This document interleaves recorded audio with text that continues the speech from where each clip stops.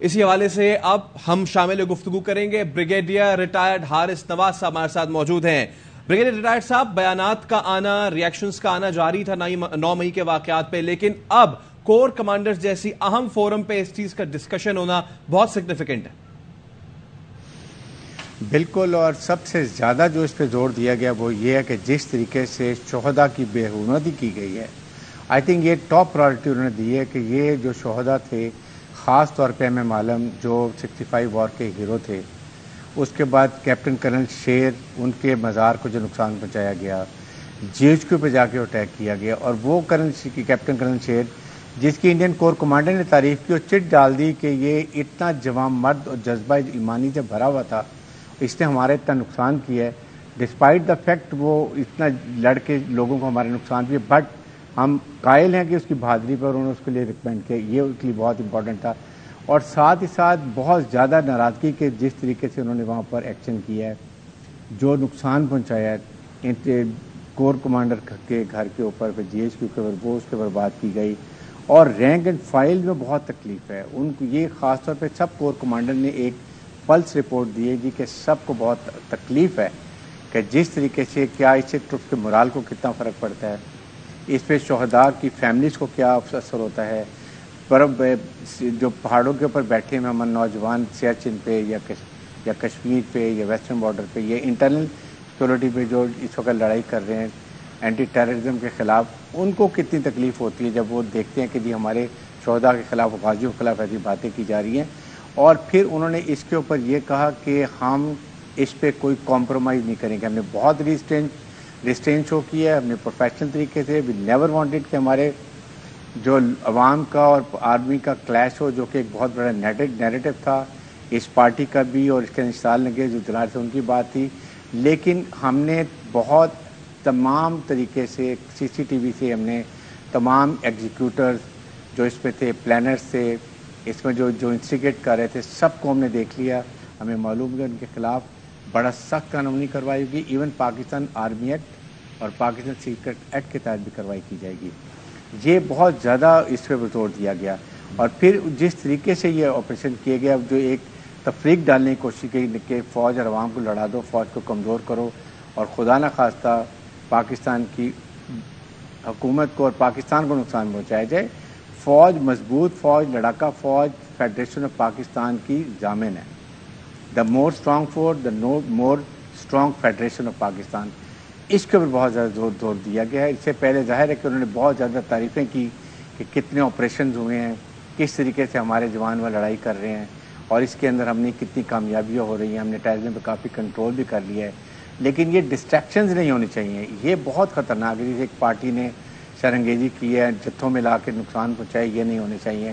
اور پھر اینڈ میں یہ بھی انہوں نے خاص طور پہ بات کی ہے کہ ہم چاہتے ہیں کہ آپس میں بیٹھ کے مسائل کو حل کریں، فوج ہر وقت اپنا کردار کرنے کے لیے تیار ہے، فوج عوام سے محبت کرتی ہے، پاکستان کی طاقت کا سرچشمہ جو ہے وہ پاکستان کی عوام ہے۔ آئی تھنک ان چیزوں میں بہت زیادہ زور دیا گیا۔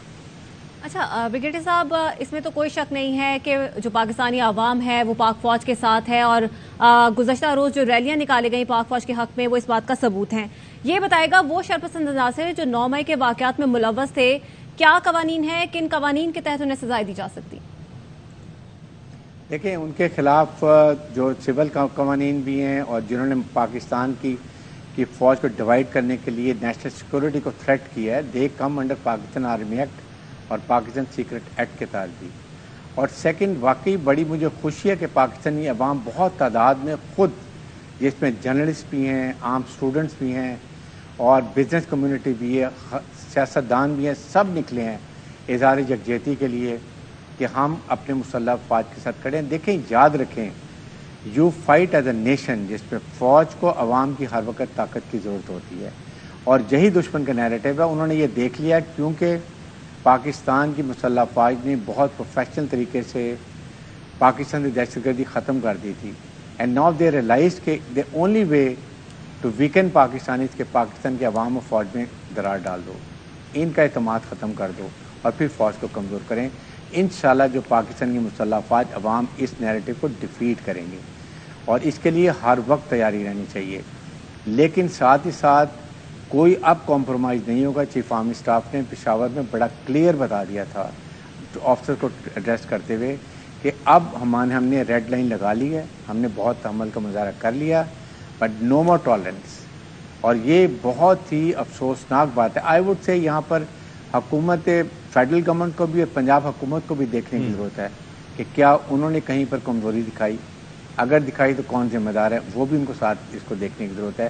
لیکن مین ایشو از کہ ایک آپ نیریٹو پی ٹی آئی نے بلڈ کیا آہستہ آہستہ. کبھی وہ کہہ رہے ہیں فوج میں میر جعفر, میر صادق, پھر اینیملز, اس کے بعد ڈائریکٹ جن باجوہ کے نام, پھر ایک بہت ڈیکوریٹڈ سینئر آفیسرز کے بارے میں بات کی گئی جن کا ان کو اندازہ ہی نہیں کہ انہوں نے کہ سندھ میں اور بلوچستان میں کتنی کاؤنٹر ٹیررزم میں کام کیا ہے, کتنے نیٹ کو برسٹ کیا ہے, کتنے فوجیوں کی اور سویلینز کی جانیں بچائی ہیں. ایسے آفیسر کے بارے میں بات کرنا I think it is very unfair. دنیا میں کہیں بات نہیں کی جاتی ہے. So we have to be very clear اس وقت. اور اس وقت ابھی بھی ذمہ داری ہے, ابھی بھی پی ٹی آئی کے پاس بھی ٹائم ہے. Come on the TV, apologize from Pakistan army, people of Pakistan, what all has you done it. اور آئندہ کے لیے سوچیں, عوام کو تلقین کریں. اور عوام کو ویسے بھی اس فورم سے بھی میں یہ کہتا ہوں کہ آپ سوچ سمجھ کے فیصلہ کریں, بالکل کسی کی باتوں میں نہیں آئیں. پاکستان ہے تو ہم سب ہیں, پاکستان ہے تو پاکستان آرمی اور پاکستان قانون ہے. اس کے لیے we have to work together as a nation. Absolutely, nation first. اچھا, میں وقار صاحب آپ کی جانب ایک سوال میں لے جانا چاہوں گا. جو اہداف بنائے گئے تھے, کو کمانڈر ہاؤس ایک ہے, جناح ہاؤس, دین ریڈیو پاکستان پشاور کی عمارت, اور اسی طریقے سے میاں والی بیس پہ بھی کوشش کی گئی اس کو بھی وینڈلائز کرنے کی.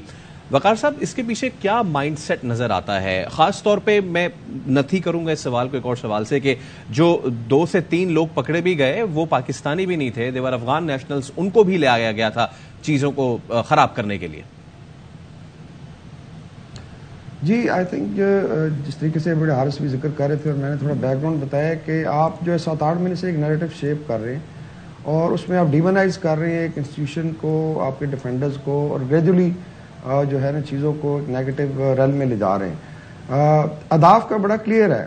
اگر آپ پہلے بھی پچھلے دھرنے دیکھیں تو اسپیشلی ان کے جو باہر بیٹھے ہوئے ہیں سو کالڈ ڈیفینس اینالسٹ انہوں نے بٹھائے ہوئے ہیں جو کہتے ہیں we are champions of P T I, اور ایون ود انٹرنل جو ہے ان کی لیڈرشپ میں یہ بڑا تھا کہ جی آپ فلاں جگہ جا کے کریں, ان کے دروازے توڑیں اینڈ آل دیٹ. اچھا, دوسرا آ جاتا ہے جو سبورژن کا ایلیمنٹ ہے, اور اگر اس کا انالیسس کرنا ہے تو آپ دیکھیں کہ انڈین میڈیا نے اس کو کیسے دیکھا ہے. ابھی سشانت سرین ہے جو پاکستان ایکسپرٹ ہے اور اسپیشلسٹ کہلاتا ہے O R F observer research foundation کا, اس سے کہا جی کہ اس وقت پاکستان میپ پہ اور اس کو سلے کر دیا جائے بیکاز خان ہیز ڈیوائڈیڈ. کہتا ہے مجھے اس لیے اچھا لگتا ہے کہ یہ ڈیوائڈ کرتا ہے, it is destroying the institution.